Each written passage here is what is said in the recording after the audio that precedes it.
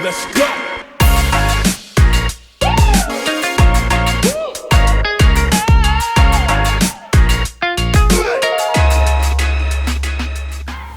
Halo YouTube, selamat datang di channel Motomobi. Apabila Anda belum subscribe channel kami, mohon subscribe dulu untuk kebahagiaan kami. Kami tes SUV besar ini di GBK, bukan main tanah, karena sebagian besar yang punya mobil ini tidak akan menginjak tanah. Apalagi mobil baru Grace, jadi sayang dikotor-kotorin. Kami selalu punya soft spot dalam hati ini untuk 3 kata kunci dari suatu mobil, yaitu SUV, besar, dan 7-seater.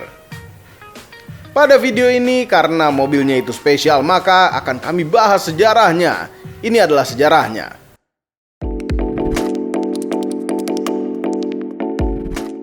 Diawali tahun 1989, Land Rover untuk meningkatkan angka penjualan tiba-tiba kepikiran untuk membuat mobil yang lebih murah daripada Range Rover dan memakai sasisnya Range Rover yang generasi pertama. Ada 3 macam, 3 pintu estate, 3 pintu model blind van, macam Grand Max, dan tahun 90 jadi ada 5 pintu estate. Tahun 93 Honda sepertinya mau ikutan, maka ada versi rebadge Hondanya, namanya Honda Crossroad. Mungkin ini Honda yang paling tidak reliable. Rover akhirnya diambil alih oleh BMW tahun 94, dan kemudian tahun 98 kerjasama dengan Honda berhenti.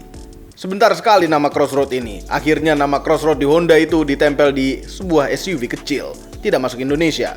Oke, kembali ke Discovery 1. Terus terang, dulu waktu sangat muda kami melihat Discovery ini agak kurang menarik, karena saat itu melihatnya mirip Kijang Rover. Namun setelah semakin dewasa, setelah bisa membedakan mana baik dan buruk, maka berubah menjadi mobil yang sangat keren. Dan begitu kami lihat, kami langsung jatuh cinta. Luar biasa. Land Rover dulu baru awal-awal ngeluarin Land Rover Range Rover. Nah, itu keren sekali, dan ini adalah versi keluarganya. Jadi keluarga-keluarga yang maco-maco naiknya Discovery. Dan yang paling ikonik pada suatu Discovery itu adalah jenongnya. Ini atasnya tuh ada high roof-nya. Ada jenongnya begini dan ada kacanya untuk mencahayakan dalamnya. Bukan pintunya. Nek. Mobil ini dibandingkan dengan mobil-mobil di zamannya, apalagi yang Jepang, ini macam tank. Nutupnya seperti nutup pintu berangkas. Ciri khas suatu Land Rover Discovery selain kaca yang di atas itu adalah ban serepnya. Ini ban serep agak miring ke kanan dikit, tidak pas di tengah. Mungkin biar ringan engselnya, sehingga membuat kaca belakangnya menjadi asimetris. Oke, sekarang kita lihat bagasinya. Macam SUV pada normalnya, luas sekali. Ini bukan SUV 2 row, ini adalah SUV 3 row. Namun row ketiga mungkin tidak bisa disebut dengan row, karena ini tempat duduknya dengkul-dengkulan. Praktis sekali, bisa dibuka. Ini kalau dipaksa takut patah. Sebaiknya tidak perlu dicoba. Intinya ini adalah tempat duduk yang dengkul-dengkulan, macam SUV di zamannya. Hardtop, Jeep Mercy, itu semua dengkul-dengkulan row ketiganya. Lihat ini pintunya, ada kantong-kantong banyak, praktis sekali.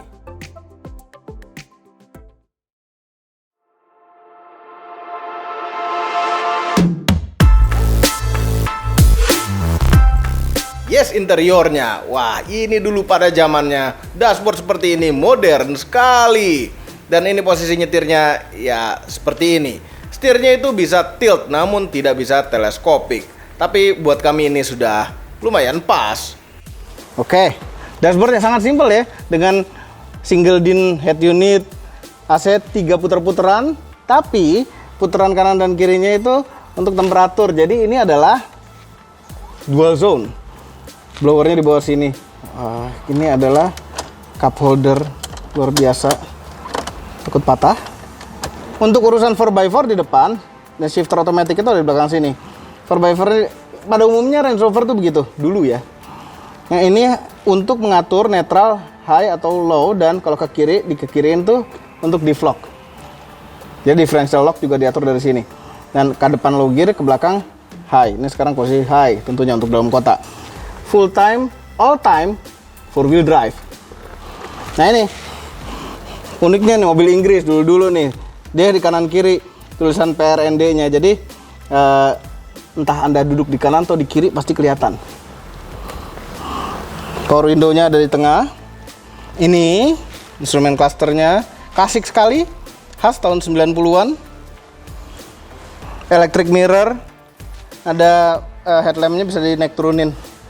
Laci-lacinya segala macam gedenya. Saya ini ingat kijang kapsul ini. Kijang kapsul, kijang kotak malah. Besar lacinya. Konsol tengahnya lumayan. Door panelnya sangat simple. Ya inilah Discovery 1 yang zaman dulu sangat amat mewah sekali. Kita cek belakangnya. Iya. Oke, belakangnya. Oh, ada footstep-nya. Joknya kecil. Ya nggak terlalu kecil bawahnya, tapi yang pasti ini belakang senderannya kecil sekali. Headrest-nya nggak bisa naik turunin, segini-segini aja. Apa kayaknya harusnya ada headrest-nya lagi? Nggak bisa tidur sama sekali. Legroom-nya sempit. Kaki sedikit, lumayan bisa masuk ke bawah sedikit. Terus ini tinggi ya, mobil ini cukup tinggi. Dan high roof. Terus apabila Anda claustrophobic itu nggak masalah karena ada ini. Terus dikasih tambahan blind ini lagi biar nggak panas. Tapi ini cahaya dari luar tuh masuk dengan leluasa di sini. Serasa jadi jenderal tahun 90-an. Yep. Kepala luas, tinggi. Terus ada tempat kepraktisan belakang nih, ada jaring-jaring. Terus ini juga ada tempat-tempat lagi nih. Praktis sekali pada saat zaman itu. Sayang cup holdernya cuma kecil begitu doang. Karena cup holder orang zaman dulu tuh lebih kuat menahan haus dibanding dengan zaman sekarang. Makanya cup holder tuh minim zaman dulu. Kita coba nyetir.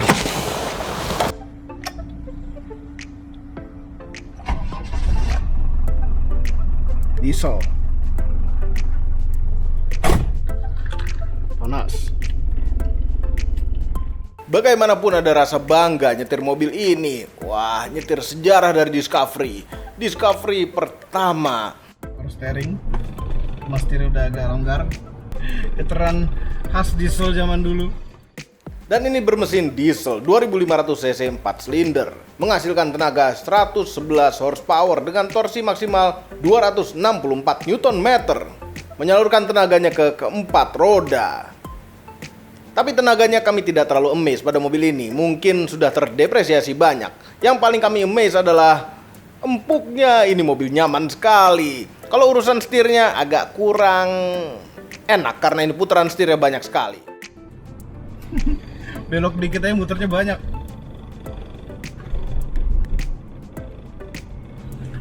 Belum ada armrest.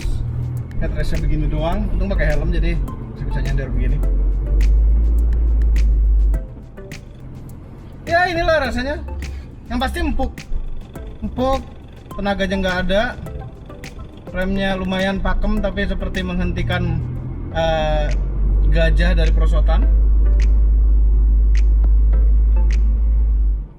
Remnya kami tidak bisa nilai karena sepertinya ini remnya tidak terlalu sehat. Tapi intinya rasa nyetirnya luar biasa. Nyetir sejarah dari Discovery.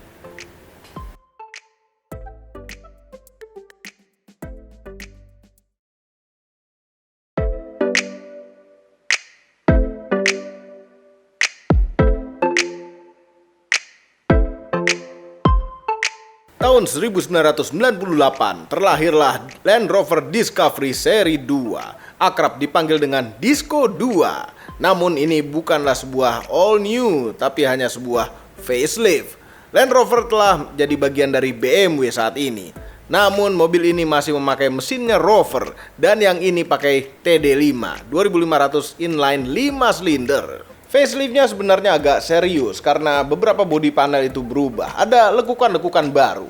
Handle pintunya pun berubah menjadi lebih modern. Dan dari belakang ini jelas berubah karena mobil ini sebenarnya memanjang 16 cm dibanding dengan Discovery 1. Namun wheelbase-nya tidak memanjang, jadi hanya memanjang di bagian pantat, lebih membogel.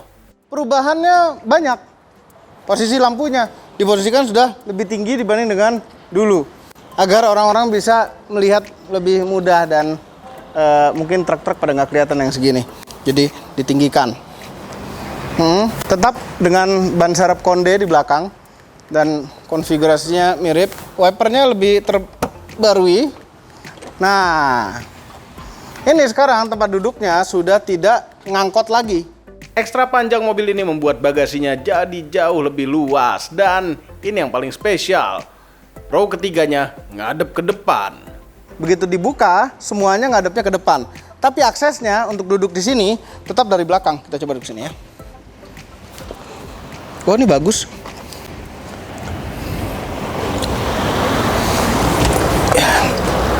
Di row ketiga, aksesnya dari belakang. Sebaiknya sebelum Anda naik ke sini, Anda ukur dulu seberapa tinggi badan Anda. Apabila tinggi badan Anda 174, jangan dicoba.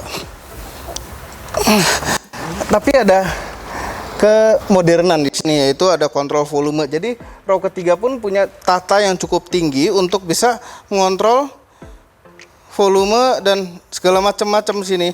Dan ada colokan auxiliary out sendiri buat earphone. Nah, ini kan bahaya ya. Wah, ini kepalanya gimana? Headrestnya nggak ada. Ada headrestnya. Nih headrestnya dari atas. Keren kan?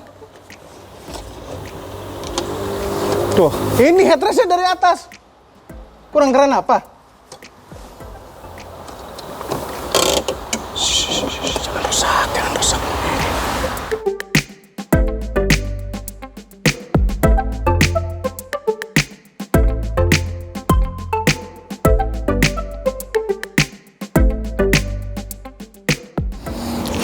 Maksudnya ya sekarang ada pegangan ini. Oh, yang sana headrestnya juga bisa buat untuk pegangan memang. Tentu karena mobil yang sama dari hanya sekedar facelift, itu ya legroomnya sama-sama saja. Cuma lebih refine aja. Lebih refine, tetap ada tempat-tempat di atas sini yang sebelah sini udah kondoy. Dan ada kontrol AC belakang sekarang di sini. Jadi AC belakang bisa diatur sendiri di sini. Nah, terus yang anehnya, kenapa tadi yang di belakang ada kontrol volume segala tapi di sini nggak ada malah. Justru yang dapat yang di paling belakang. Dia punya sendiri. Oh, itu bukan kontrol volume yang paling belakang tadi untuk earphone. Ini nggak ada. Yang di sini nggak ada. Biasanya di pintu sini. Tapi ini tidak, mungkin. Nah, joknya jauh lebih bagus. Sudah ada headrestnya. Dan ini tengahnya ada headrest kecilnya. Nah, ya sama persis. Persis sama. Ya, headroomnya persis sama. Dan bukan hanya pencahayaan dari samping, kalau di mobil ini sudah ada sunroof belakangnya juga yang membuat di Jakarta ini makin panas. Lumayan ada kerennya sih, nutupin dikit. Tapi ini very hot. Interior Discovery 2 ini sebenarnya bentuknya mirip, tapi ada beberapa sentuhan-sentuhan modern yang membuat jadi seperti berubah generasi, bukan facelift. Contohnya seperti shifter ini.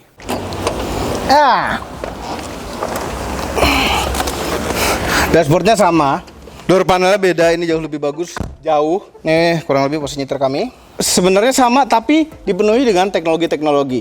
Sama dengan audio head unit single din, tapi ininya digital AC-nya.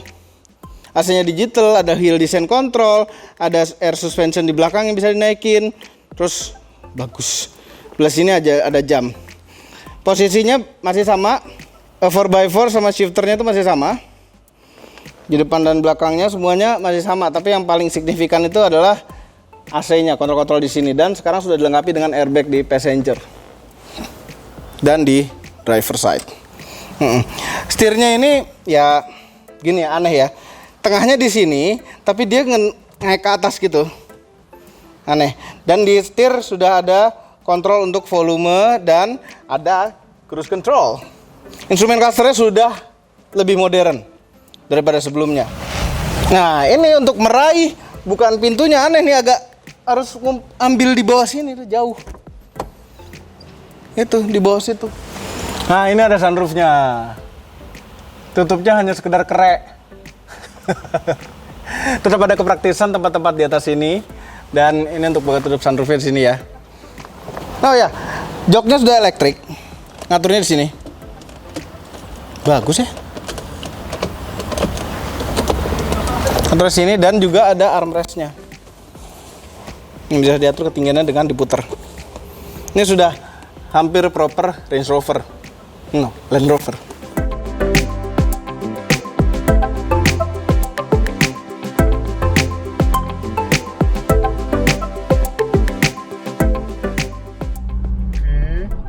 Mesinnya yang pasti beda, sama-sama diesel tapi yang ini lebih halus dengan gearbox yang lebih halus juga.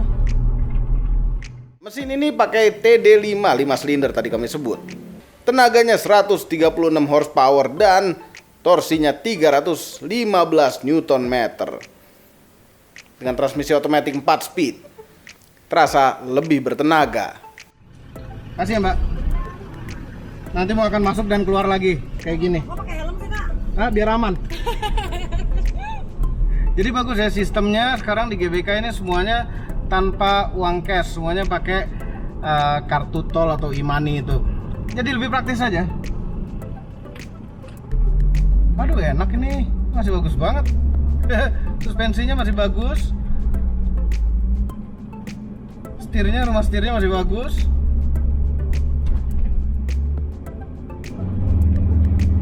Sedikit ada larinya, agak lebih baik dibanding yang tadi, tapi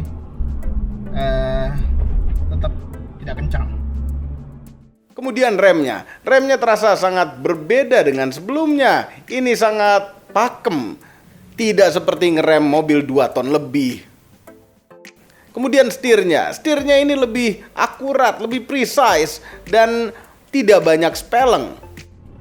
Oh, kaki-kaki.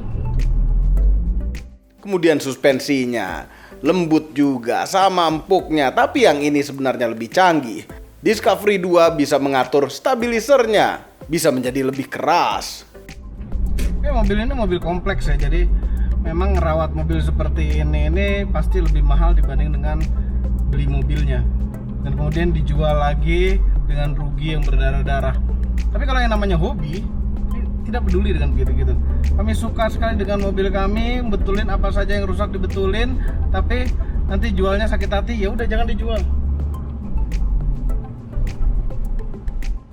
Jangan lupa tekan tombol jempol ke atas dan subscribe channel Motomobi, Omobi, dan Mes Mobi apabila belum, berikut dengan tombol loncengnya. Share video ini ke seluruh dunia melalui sosial media Anda, dan jangan lupa follow sosial media kami, yaitu Instagram. Terima kasih telah menonton.